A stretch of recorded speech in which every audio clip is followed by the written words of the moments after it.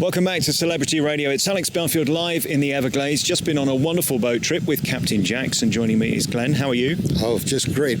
Pretty day out here. What a lovely life you've got. I mean, it doesn't get more beautiful than this, does it really? And these boat trips that you bring such pleasure to people, it's extraordinary. It works real well. This place has been here for about 20 years, and it just keeps getting busier every year as people find out about it. Well, again, I mean, for England, when we come to Florida, probably Disney's number one, and number two is the Everglades. For me, I'm not interested in Disney. The nature and the wildlife is what I'm interested in, and that's what you bring to people. I've just been on an hour-long tour, and it's extraordinary, the fauna and flora that you see around here. Just explain what we can see in front of us. I'll tell you, we run what they call the mangrove tour. This is in the backcountry of the 10,000 Island area. We have little creeks and bays that we go through, little tree tunnels. And of course, the mangroves, they make up the whole ecosystem here on the edge of the Everglades. It's going to be brackish water type scenery that you see. And of course, as you were talking earlier about seeing the alligator out there today, during the rainy season, we do obviously see more alligators, although it still takes an alligator to get used to the boats and people before you're ever going to see them. They still don't like us a whole lot. It's amazing, and of course today it's 70 degrees, beautiful. You get on this boat and it's so refreshing because of course they are noisy, and you go at such high speeds at times, and then the next minute you're going incredibly slow and just taking it all in. It's thrilling and exhilarating, isn't it? I'll tell you, we get a lot of people. You're talking about Disneyland. We get a lot of people coming in here from Disney, and they say, oh man, this is better than those rides. Yeah, exactly. Well, you can't beat nature, and that's what you bring to people. So Captain Jax, tell us about the history of your company. I'll tell you, there was a guy that started this company back in '84, and of course he had it for a little better than 20 years, and he finally sold it. The new owners bought it in '07, and of course I started managing it at that time. And of course they put even more into advertising and on the web to get it more well known, and business just increases. The people just keep coming in here more and more every year. It just gets bigger and bigger. I guess safety is a big concern for people as well, because they want to know that you're a trusted and reputable company, and your history sort of proves that, doesn't it? The fact you're still here. I'll tell you, safety is the number one thing that we have to address out here. New captains, I mean, this is what you got to train them in.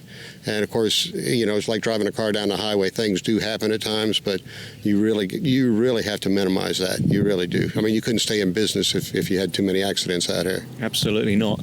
As we look around us now, I mean, this water is such a huge expanse. Just to give an idea of the geography, so we're about 2 hours from Miami Beach, where I stay in Doral. It's about an hour and a half, something like that. And once you get here, I mean, you literally drive for 60 plus miles on the same road. You're going west all the way just to find the Everglades. And just give us some idea of the size of it, because it's enormous, isn't it? I'll tell you, the Everglades, it starts just south of Lake Okeechobee, and it starts just to the west of Miami and just to the east of Naples.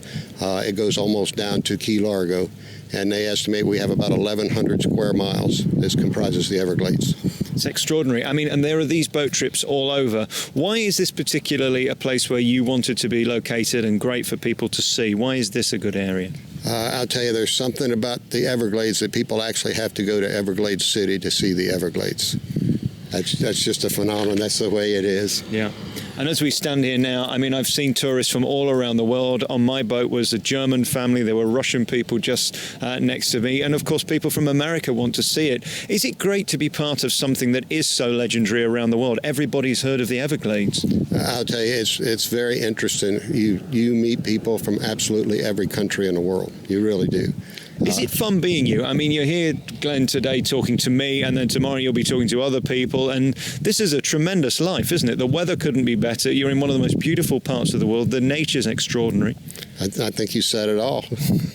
Really is incredible, isn't it? The boats themselves, people don't realize how clever these bits of kit are. I mean, they are noisy because they basically ride along the water and push along with air. It's as simple as that, isn't it? Well, I'll tell you, it's the props themselves that make the noise. They travel faster than the speed of sound. So, yeah, that makes a lot of noise. But I'll tell you, the airboat, it was invented here in Everglades City in 1935 by a couple guys wanting to go out through the marshes, and you just can't get through any other way. And of course, in terms of sustaining the environment, because what you don't want to do is cause damage, these boats are sort of the least impact because they don't go under the water. They're not chopping up underneath the sea level, are they? I'll tell you, they don't bother any grass beds, any oyster bars, and any of the bottom growth. So yeah, they are fairly friendly as far as that goes. In terms of nature, what I'm likely to see when I'm here, obviously the birds are extraordinary. Just give us some idea of what we're likely to see on one of the cruises. Well, I mean, you do see some birds, but again, back in the mangrove habitat, the birds you see will be back in the trees usually. And you got the white ibis, you got different osprey, I think you guys call the fish hawk or the fish eagle. And then sometimes you actually see manatees, sometimes you'll see dolphins. We go, like I said, into the backcountry of the 10,000 islands, and going back in there, you don't see as many dolphins as you would going out to the Gulf, but you do see the manatees, especially this time of year. They come in for the protection from the cold. And of course, alligators, everybody wants to see the alligator. We don't see as many during the dry season, and of course, we've still got a couple more months to go in the dry season. Usually around April, May, the last couple months, usually the alligators have moved further in, and most of them are up alongside Alligator Alley by then. And you offer different packages. I mean, we just went on the 1-hour boat tour, which was wonderful, but you can add in trips to museums and also the alligator farm as well. Well, we have another company that's just about 10 minutes away. We have a couple of tours in different habitat. As I said, we run the mangrove tour here, 10 minutes in, and we have a grasslands airboat tour, and then we also have a swamp bucket that takes you through a cypress hammock. Of course, as you said, we do have the alligator park, the animal sanctuary. We've even got a couple of tigers, a lioness, a panther. We got all kinds of stuff out there.